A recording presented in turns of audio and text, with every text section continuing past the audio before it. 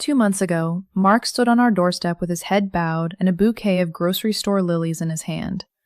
He looked exactly like the boy I'd known since I was 5 years old, the one who used to share his juice box with me in kindergarten. He looked like the man I'd been best friends with for 25 years and married to for 5. "I made a mistake, Sarah," he whispered, his voice thick with a calculated tremolo. "The divorce, the other woman, it was a lapse in judgment. I realize now that you're the only one who truly knows me. Please, can we just go back to how it was?" I looked at him, and for a split second, the little girl who loved him wanted to scream.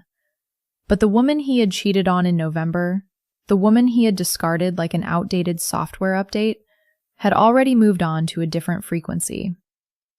I didn't cry. I didn't yell. I reached out, took the lilies, and gave him a soft, practiced smile. "Okay, Mark," I said, stepping aside to let him back into the apartment. "Let's try again."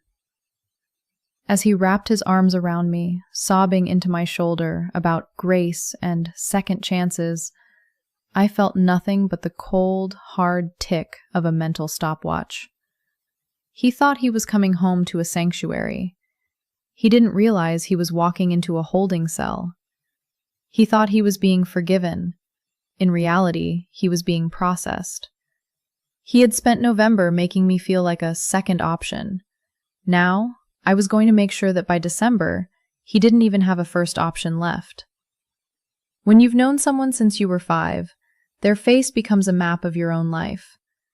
I knew the scar on Mark's chin from when he fell off the monkey bars in 2nd grade. I knew the exact pitch of his laugh when he was actually happy versus when he was just being polite. For 30 years, I believed that our history was a fortress, something impenetrable that would protect us from the mundane cruelties of the world. That was my first mistake. I thought history equaled loyalty. In November, when the truth finally spilled out like a gut shot, I realized that for Mark, our 30 years wasn't a foundation. It was a camouflage. He didn't stay with me because I was his soulmate. He stayed because I was comfortable. I was the person who knew his coffee order and his social security number, the one who carried the mental load so he could float through life unburdened. The most delicious part of this charade is the mirror.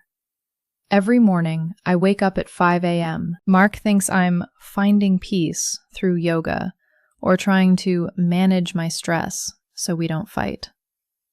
He kisses my shoulder, murmurs something about how much he appreciates my effort, and rolls back over to sleep. He doesn't realize I'm not training for us. I'm training for the life he won't be part of. Since November, I have dropped the weight of his expectations and 20 pounds of actual body mass.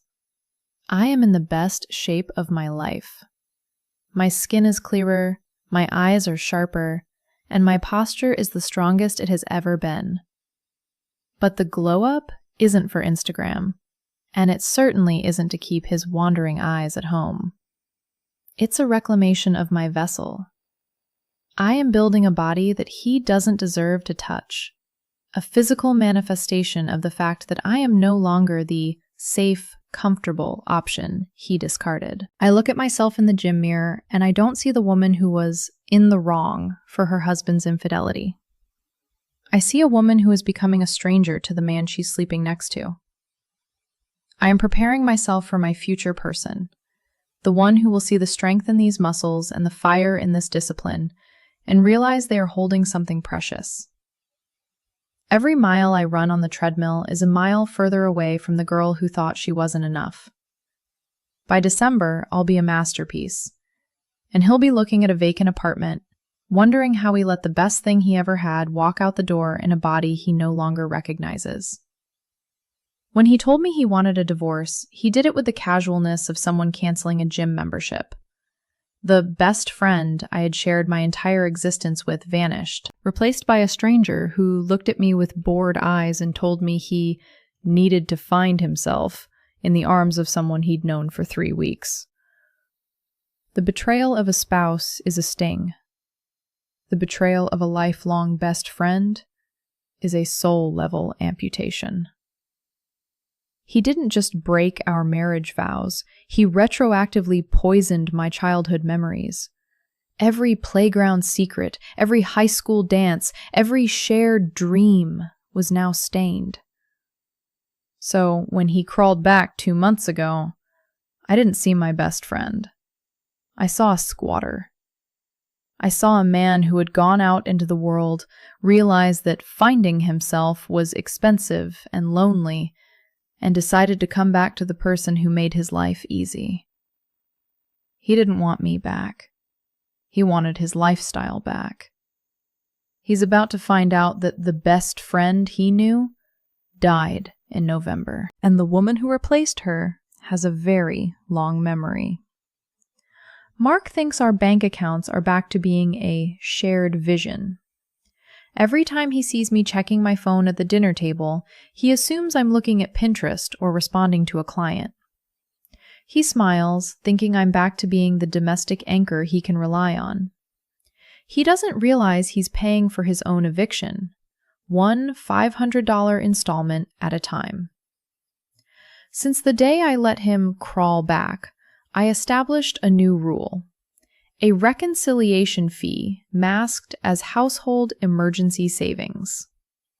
Every month, I move $500 from our joint account, the account his paycheck hits, into a private high-yield savings account he doesn't even know exists. I call it the Freedom Fund. To him, it's just the rising cost of groceries or a glitch in the utility bill that I handle so he doesn't have to stress. He's so used to me managing the logistics that he doesn't ask for receipts. He's too busy enjoying the luxury of a wife who forgave him to notice the slow bleed of his capital. By December, that fund will be a $3,000 war chest. It's not just money, it's my first month's rent, my security deposit, and the professional movers who will clear this place out while he's sipping cocktails on his work trip. He's literally funding the escape hatch. Every time he buys me a peace offering dinner or a I'm sorry trinket, I just think of it as interest on the debt he owes for the years he stole. He thinks he's investing in a second chance. I'm just cashing out. If you want to dismantle a man who thinks he's untouchable, you don't just go for his heart, you go for his legacy. Mark's mother, my mother-in-law, has always been the architect of his ego. When I confronted her in November about his cheating, she didn't offer me a shoulder to cry on. She offered me a lecture. She told me that men have needs, and that if I hadn't been so focused on my own career, perhaps Mark wouldn't have felt the need to seek warmth elsewhere. According to her, I was the reason her son broke his vows. It was a cold, calculated betrayal from a woman I had treated like my own mother for over a decade. So, I decided to show her exactly what kind of warmth her family tree produces. I created a Snapchat profile. No face, just a silhouette and the persona of a high-end, sophisticated woman named Elena, a name Mark would find hauntingly familiar. I didn't target Mark. I targeted the source, his father. Mark's father has always played the role of the Southern gentleman, the moral compass of the family. But I know men like him. They crave the one thing their wives no longer give them: mystery. It took exactly 3 days of accidental ads and suggestive cryptic messages before he bit the hook. Within a week, the man who sits in the front pew every Sunday was sending Elena messages that would make his wife's blood turn to ice. I have saved every single one. Every late-night confession, every wish I was with you instead of at this boring dinner, and every photo he should never have taken. The irony is a physical weight in my chest. While my mother-in-law spends her afternoons judging my failings as a wife, her own husband is digitally unraveling their 40-year marriage with a woman who doesn't even exist. Normally, I wouldn't be this cruel. I wouldn't burn a whole house down just to kill one rat. But she chose her side. She decided that cheating was a collaborative failure. Fine.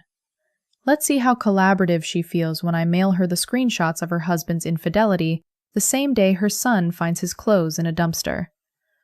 I'm not just leaving a marriage. I'm deconstructing a dynasty of hypocrisy. The screenshots are organized. The stamps are bought. The truth doesn't just set you free. Sometimes, it burns everything to the ground so you can finally see the stars. The Audi sits in the driveway, a shimmering black monument to Mark's vanity. It's his dream car, the one he spent months researching and years obsessing over. When he finally had the chance to get it, he didn't have the credit to back up the ambition. He had the executive ego, but his financial history was a mess of late payments and forgotten debts from his bachelor days. "Babe, if you put it in your name, the interest rate will be half," he'd whispered, pulling that boyish playground charm out of his pocket.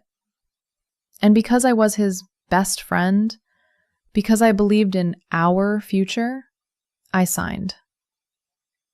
I own that car. Every leather stitch, every horsepower, every ounce of prestige it gives him when he pulls into the firm's parking lot, it all belongs to me. He's just the valet. Last week, while he was in the shower singing along to a playlist I'd made him, I finalized the sale. I found a specialized luxury buyer in California who didn't blink at the price. I've already received the electronic deposit for the equity. The paperwork is signed, the title is transferred, and the transport contract is locked in. Mark thinks he's taken the Audi to the airport for his business trip in December. He's already bragging to his friends about the long-term parking security. He has no idea that the moment his plane leaves the tarmac, a flatbed truck is pulling into our complex. By the time he lands, his pride and joy will be halfway across the country, destined for a new owner who actually has the credit to deserve it. He'll call the police. He'll report it stolen. And the police will calmly inform him that a vehicle cannot be stolen by its legal owner.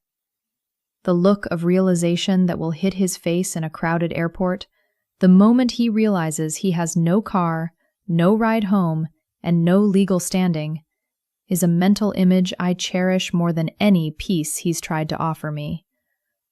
I'm not just taking back my credit score, I'm repossessing the image he used to lure in other women. He wanted to play the high roller? Fine. Let's see how he likes taking the bus. The apartment is my sanctuary, or at least it was supposed to be. It has the floor-to-ceiling windows he loves to look out of while he imagines he's the king of the world. But more importantly, it has a lease with exactly one signature at the bottom. Mine. 2 weeks ago, I sat in the rental manager's office. I didn't go in there as the grieving wife. I went in as the primary tenant. I told the manager that I was relocating for work and needed to exercise the early termination clause we had negotiated into the contract years ago. "Is Mark okay with this?" she had asked, knowing us as the perfect couple from 4B. "Mark is the reason for this," I told her, my voice as sharp as a diamond. I signed the papers that day. The contract ends on December 15th. Mark's business trip begins on December 12th. It is a perfectly timed window of total erasure. While he is 3 states away, pretending to be a man of substance, I will be turning this apartment back into a hollow shell of drywall and echoes. The manager handed me the paperwork for the final walkthrough. I've already scheduled the locksmith for the morning of the 14th. By the time Mark's flight touches back down on the 16th, his key fob will be a useless piece of plastic. He will stand in the hallway of a building he can no longer enter, staring at a door that no longer opens for him. He thinks he's coming back to a home where his dinner is warm and his wife is waiting to hear about his big wins. Instead, he's coming back to a legal vacancy. I am moving the date of our life's expiration up by 3 weeks. And for once, I'm not asking for his input. The best friend who used to ask his permission to buy a rug is gone. The woman who remains is a closer, and I'm closing the door on him forever. The logistics of a total disappearance require the precision of a military extraction. Mark is a creature of habit.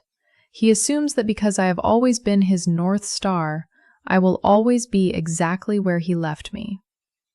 He is currently packing for his December trip, tossing silk ties into a suitcase I bought him, humming as he plans his freedom away from me.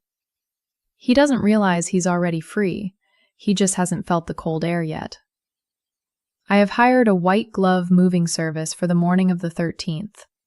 They won't be packing our things. They'll be packing my things. My furniture, my books, my clothes, and every single item that makes this place a home. Because the lease and the utilities are in my name, I have already scheduled the shut-off for the gas, water, and electricity. He will return to a tomb. I've spent the last week decluttering. I've told him I'm donating old clothes to charity, but in reality, I'm slowly moving my essentials into a storage unit across town. He sees the boxes and thinks I'm being a good, organized wife. He doesn't notice that the boxes are filled with the heirlooms he once promised to protect. On the day he leaves, I will walk him to the door. I will kiss his cheek. I will tell him to have a safe flight. It will be the last time he ever sees my face in person. The moment his Uber pulls away, the clock starts. In 48 hours, I will be a ghost, and the only thing left of our 30-year history will be the sound of a deadbolt sliding into place. There is a specific kind of silence that exists in an empty apartment, a hollow, ringing quiet that exposes every crack in the floorboards. On the morning of December 14th, that silence was my symphony. The movers were efficient. They took the velvet sofa where he'd sat and lied about his lapse in judgment. They took the dining table where he'd eaten the meals I'd paid for while he texted her under the table. They took the bed, my bed, leaving behind nothing but the dust motes of a dead marriage. Then, it was time for his contributions. Mark's belongings weren't many. He had spent his money on status symbols, watches, shoes, and tech, while I had built the infrastructure of our lives. I didn't pack his things with care. I didn't wrap his Executive of the Year plaque in bubble wrap. I gathered his designer suits, his vanity kits, and his dream electronics, and walked them to the back of the building. The industrial dumpster was nearly empty. I watched as his $800 loafers hit the rusted metal bottom with a satisfying thud. I threw in the best friend photo albums, the anniversary cards filled with hollow promises, and the remaining scraps of his curated identity. To the world, it looked like trash. To me, it looked like a balanced ledger. I walked back upstairs and met the locksmith. As the old cylinders were stripped away and the new, high-security deadbolts were hammered into the frame, I felt a weight lift off my chest that I had been carrying since I was 5 years old. The apartment was now a cold, dark shell. No power, no water, no furniture, just a set of keys that Mark no longer possessed. I left his favorite t-shirt, the one from college he always wore when he wanted me to feel sorry for him, hooked on the lone remaining nail in the hallway. A parting gift. A reminder of the man he actually is. Empty, exposed, and entirely on his own. The final blow wasn't a shouting match. It was a digital transmission. As I sat in my new sun-drenched office, a space Mark will never find, I opened the folder titled Evidence. I looked at the screenshots of his father's messages to Elena. They were pathetic, desperate, and incriminating. I didn't just send them to my mother-in-law. I sent them with a note that was as polite as the one she gave me in November. Dear Margaret, you told me that when a man wanders, it's because his wife failed to provide warmth. Since you believe infidelity is a collaborative failure, I thought you'd want to know how you've been failing your husband. It seems Southern gentlemen have needs too. I hope you find the grace to forgive him as easily as you expected me to forgive Mark. I hit send. Then, I blocked her. I blocked Mark. I blocked his father. Within minutes, the ripples would become a tsunami. While Mark was landing at the airport, realizing his car was gone and his home was a tomb, his mother would be discovering that her own perfect life was built on the same shifting sand as her son's. The hypocrisy that sustained them for decades was about to implode. She wanted me to be the villain in her son's story. Instead, I became the narrator of her own. I didn't just break the cycle of betrayal, I exposed the people who taught him how to lie. By the time the sun set on that December day, the best friend was a ghost, and the family that tried to play me for a fool was left staring at the wreckage of their own making. They say that when you seek revenge, you should dig 2 graves, but they forget to mention that one of those graves is for the person you used to be, the one who let people walk all over her. I didn't just bury Mark's ego and his mother's hypocrisy. I buried the version of myself that was willing to be a second option. Revenge isn't just about the dumpster or the car or the screenshots.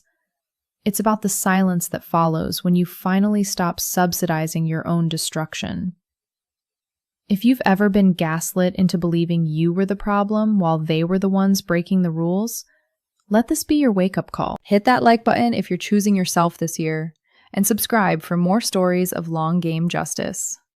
Because being a best friend for 30 years is a beautiful thing, until you realize you were the only one playing for the team.